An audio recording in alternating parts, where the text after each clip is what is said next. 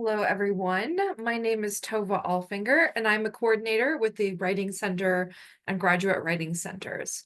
For this presentation, we will be covering managing the thesis and dissertation writing process. The presentation is brought to you by Academic Support Network of University College at ASU.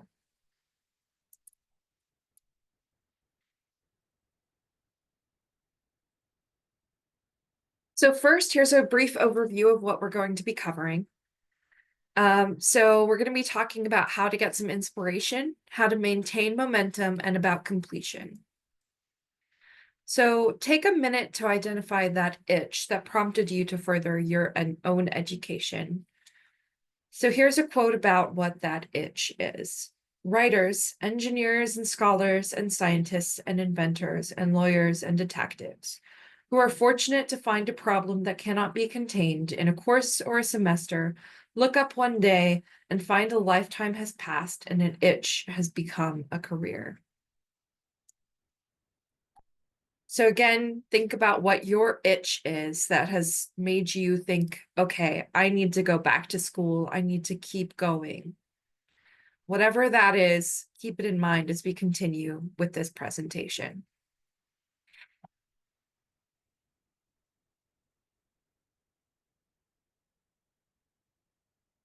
First, we're going to be talking about inspiration.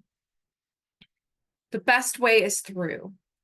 To get through, you should do your best to plan. We'll give you some help with some tips and strategies to best plan for graduate school's demands.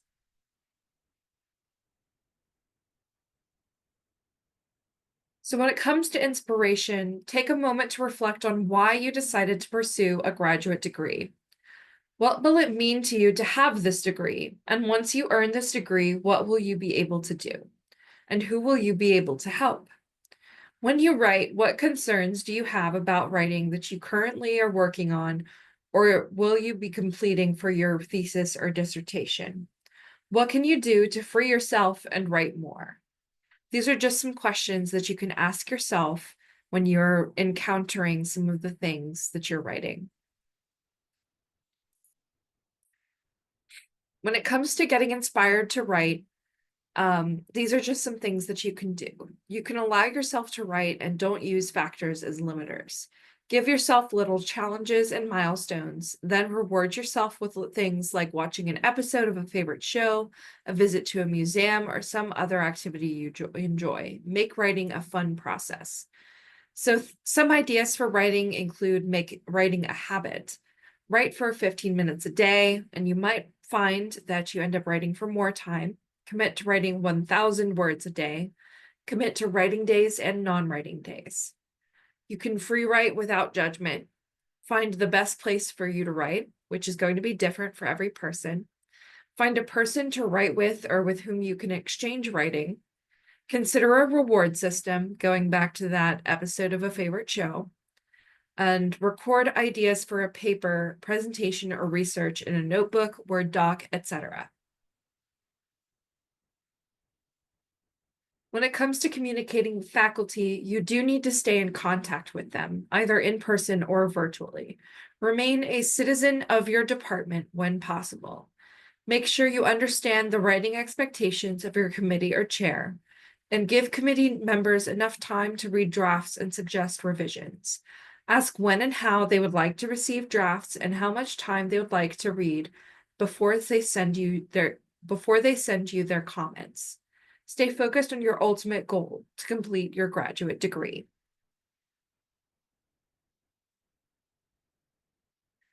Now we'd like to talk about mentor texts.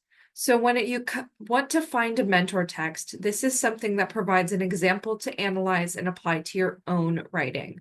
These texts show rather than tell and offer strategies to write sections of your own dissertation. They're about organization, the type of language used, or the scope of information presented. Use library databases or talk to your faculty to find sample mentor texts. Support networks can be diverse.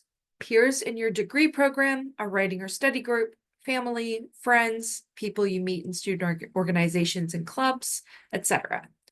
You can talk to these various people about questions about the graduate school process, demands on time, and more. Rely on them for emotional and intellectual support. You can talk about process questions, demands on time, needs for particular resources, emotional support, and intellectual support. So some ASU resources include our Graduate Academic Support Center, the library, graduate college, counseling services. Some peers include a writing group, courses, or your program, and community include clubs, churches, or organizations. When it comes to overcoming procrastination, you can think about why you are procrastinating. Come up with strategies for beating procrastination, while that will vary based on the reasons for procrastinating. Avoid productive procrastination and assess your procrastination with a free online survey that offers suggestions for overcoming procrastination and stay focused on your goals. Productive procrastination is what I would term chasing rabbits in their holes. For example, as you're reading an article, it leads you to another article, which leads you to another one, etc. It is easy to think you are being productive, but are you really? Is this information you really need to move forward?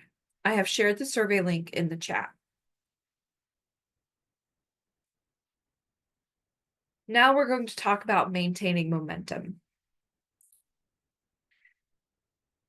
So when you don't want to write, here are some options of what you can do. You can write down everything you need to do for a particular section or chapter. You can work on big picture items such as formatting, bibliography, etc. You can work on writing your acknowledgments, a time to remember everyone who has helped you and the ideas that they helped you develop. You can write out part of your thesis or dissertation or prospectus as a letter and share your work with a friend, or free write about why you feel stuck. If you have a place that you are using for the bulk of your work, think about how to display both what you are working on and what you need to be working on. Personally, I kept a to-do list on a large whiteboard, and I also planned out a reverse calendar, which I will discuss more about in a moment. One of my peers hung a plastic tablecloth in her hallway of her apartment. Using note cards, the wall was used as a place to put her to-dos and to piece out her dissertation outline and eventually her full pieces. Strategies to keep going include keeping your work where you can see it and access it easily, not being afraid to work in the quote-unquote wrong order, identifying the serious workers in your department and imitating them, or on the flip side, identifying the non-workers and trying not to imitate them. Giving yourself permission to draft the junkiest dissertation ever, because everything can be edited later, and quitting while you're ahead, because sometimes it helps to stop for the day when you're on a roll. Working in the wrong order can be helpful when you completed analyzing your data but haven't started writing yet. For example, I knew, based on my early analysis, the direction I wanted to go with my discussion section, but I was struggling with my data representation and analysis section. I found that by starting my discussion section first, I was better able to write the earlier sections. We'll talk more about how to junk drafts during the revising and editing presentation that later this week. Sorry, that last part is a holdover from a previous version of this presentation. That actually is not something we'll be discussing later this week. But if you would like to ask about it, you most certainly can.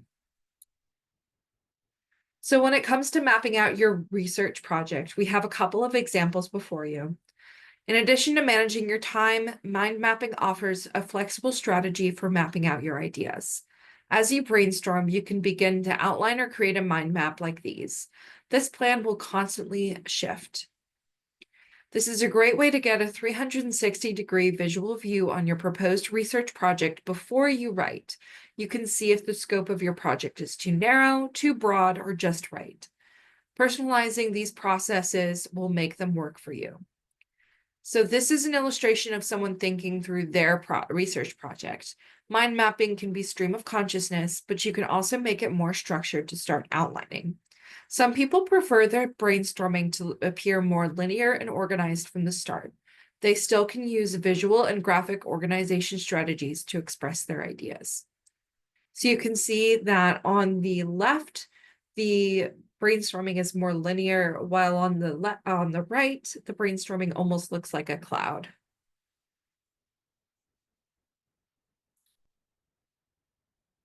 When it comes to keeping track of research, you might have something physical, like an index card or reading logs, or digital, like Zotero or Excel, to show for your reading or research. You might have a roadmap, such as an annotated bibliography, but you should always use active reading and research skills. In the end, make a system that works for you. I used Mendeley, and I found the act of creating a folder to hold information was like I was creating a roadmap of sorts. So here is one of our examples of a reading log.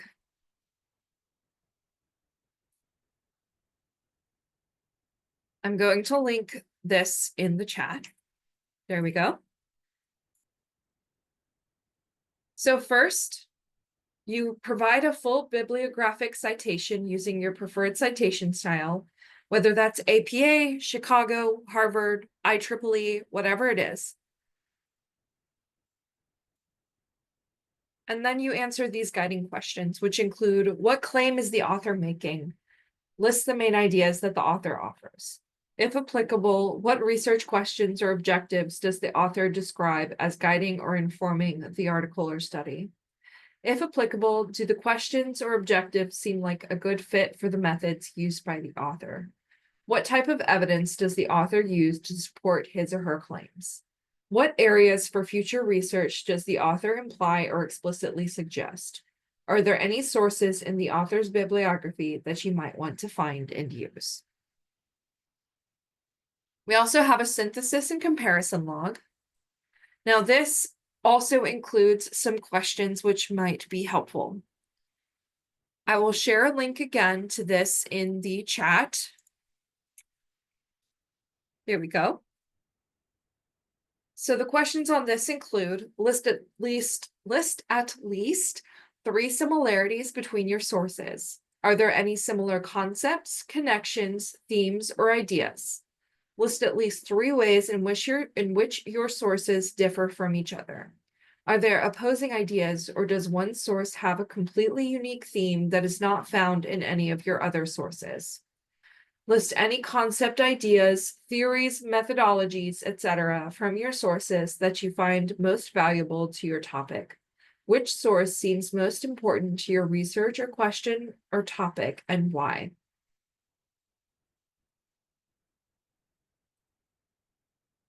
So when it comes to assessing your literature review, you can ask yourself, what is my central question or issue that the literature can help define? What is already known about the topic? Is the scope of the literature being reviewed wide enough or narrow enough?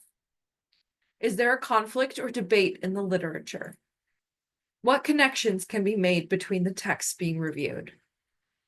What sort of literature should be reviewed? Historical, theoretical, methodological, quantitative, qualitative? What criteria should be used to evaluate the literature being reviewed? And how will reviewing the literature justify the topic I plan to investigate? Now we'll talk about the completion aspect. Achievement and success rely on preparation.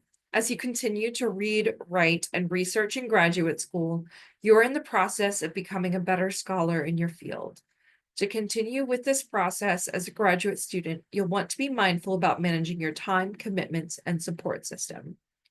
Now I'm going to be reading this quote from Bird by Bird, Some Instructions on Writing in Life by Anne Lamott. 30 years ago, my older brother, who was 10 years old at the time, was trying to get a report on birds written that he'd had 3 months to write, which was due the next day. We were out at our family cabin in Bolinas, and he was at the kitchen table, close to tears, surrounded by binder paper and pencils and unopened books on birds, immobilized by the hugeness of the task ahead. Then my father sat down beside him, put his arm around my brother's shoulder, and said, "Bird by bird, buddy. Just take it bird by bird." This quote is really about the idea of taking a large, daunting project and breaking it down into its component parts. Sorry, I just skipped a slide on accident. Now we've got it. So when it comes to managing your time, you should create a timeline to outline your goals and to manage your research and progress toward goals. Pick a strategy that works best for you and that is visible. Whether that's reverse calendaring, phone or paper calendar, or a whiteboard. We have some resources from the Graduate College, and we're including a 10-day working calendar, which I will link in the chat. There it is. And we also have a list of graduate deadlines that you can find at the Graduate College as well.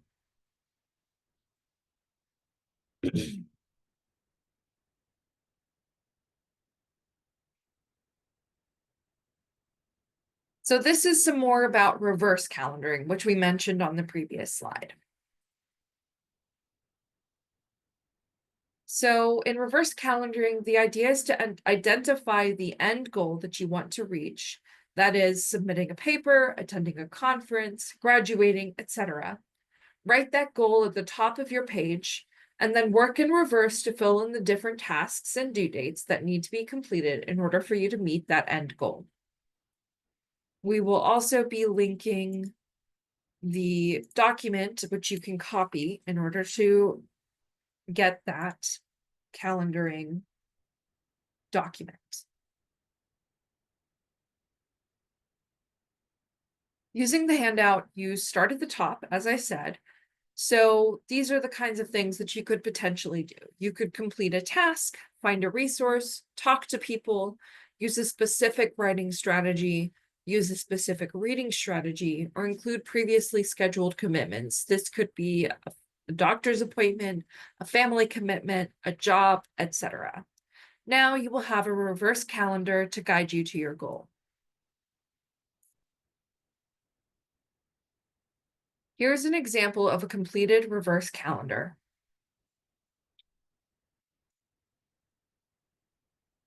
In this example, the timeline is semester to semester, and the inspiration or the ultimate goal is to successfully defend a thesis and graduate. The date of May 2023 is to provide thesis to committee for feedback and schedule defense with committee, and ultimately to graduate. However, in the spring 2023 semester, they know they have to continue to work on thesis research, revisit journal article and outline, and make appropriate changes, such as to fit the scope and audience of their selected journal and to fine-tune claim.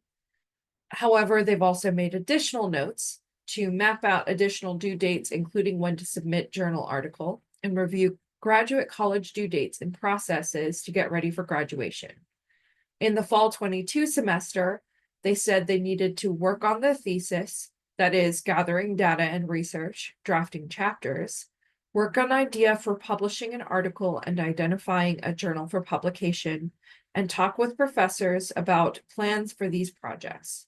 They additionally noted that they needed to review top journals for themes in previous and upcoming special issues, audience, and submission guidelines, and keep professors updated about progress on research.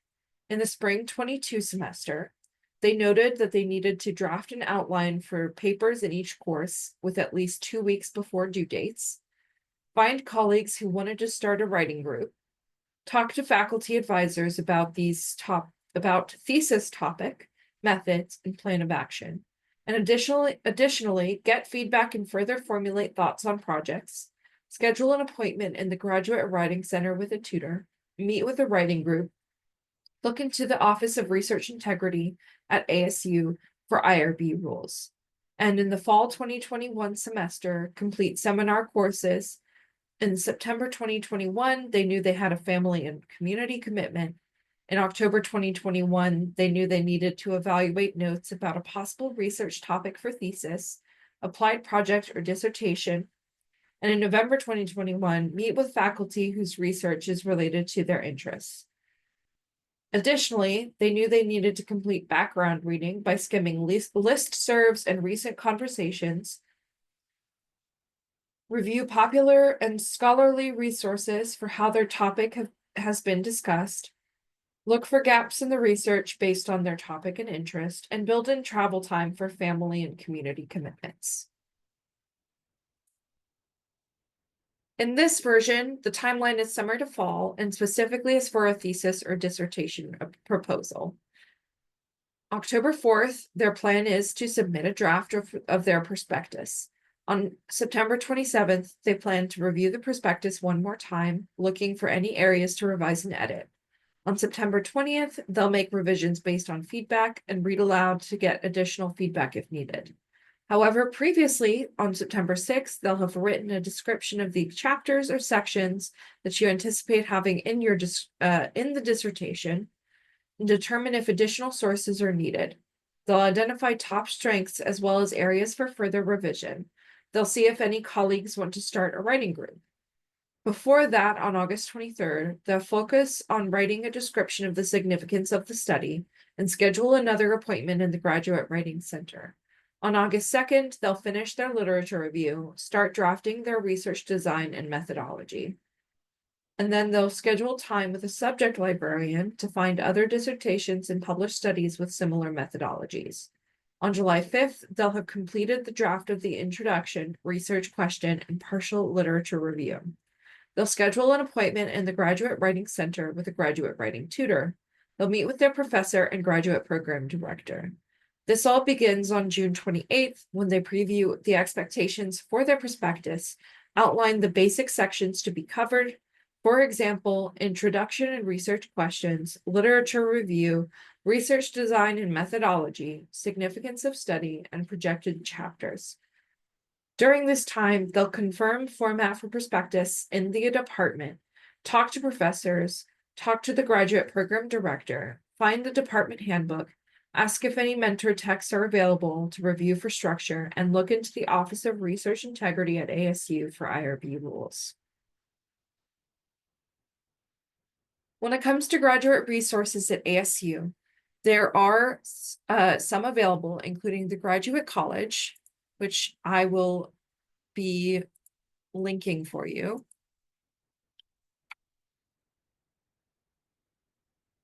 The ASU Library, and that includes the Dissertation and Theses Guide. And then a Center for Mindfulness, Compassion, and Resilience. So the Graduate College supplies policies, forms, and deadlines, which I have linked. Their description of required culminating experiences for doctoral and degree students. Information about the defense process, such as how and when to schedule. Information about required items and steps after the defense.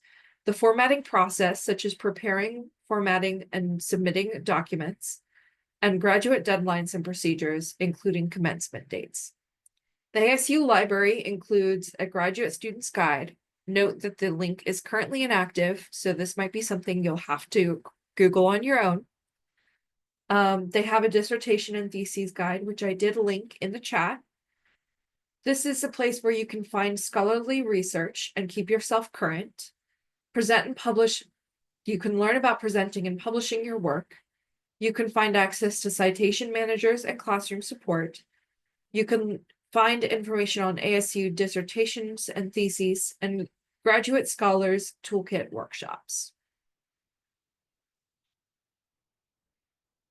When it comes to building online communities, we recommend you utilize and explore the resources and support provided by ASU, both in person and online.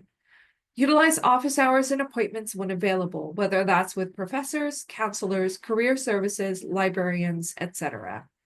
Participate in events for your department and the university, such as both digital and in-person, graduate college webinars, graduate academic support center workshops, Center for Mindfulness, Compassion, and Resilience workshops, and student club or clubs, organizations, and events, which I am going to be sending a link for now in the chat.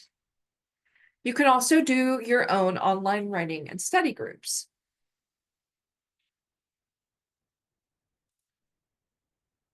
So here are some final thoughts when it comes to this.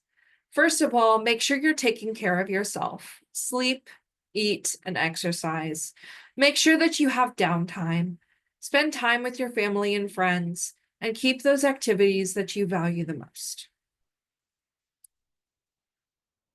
And finally, let's end on this quote from Peter Mayle. Best advice on writing I've ever received. Finish. Here are our references, and now some information about our graduate writing centers.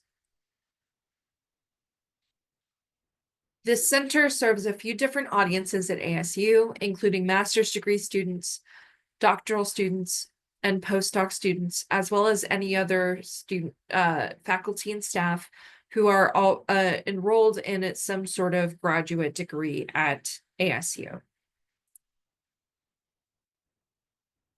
Graduate Writing Tutoring is a free resource for all enrolled ASU graduate students. Graduate Writing Tutoring is available online via Zoom in a collaborative environment where you will have an opportunity to review your writing in real time and have a conversation with a graduate writing tutor. The Graduate Writing Center allows students to meet one-on-one with a tutor for 50-minute appointments. We recommend that you schedule your appointments at least 2 weeks in advance. You may meet with a graduate writing tutor for a drop-in session that is not pre-scheduled for up to 20 minutes. And you may utilize the Graduate Writing Center at any stage of the writing process, and it is available for any type of writing you may be doing. Graduate students may also use the Writing Tutoring Center. Some additional graduate support options include the online graduate workshops such as this. These are about writing topics, and they are, as you may know, presented live through Zoom. Graduate writing camps. These include the Success in Graduate Writing Camp and the Dissertation Writing Camp. And writing group support. That is, we can help you figure out. Sorry, I just totally blanked out. And for more information, you can visit our website, tutoring.asu.edu/graduate-academic-support. In order to contact us, here are some options. You can visit our website, tutoring.asu.edu. Phone, you can call us at 480-965-9072, or you can chat with us on Slack at #tutoring-helpdesk.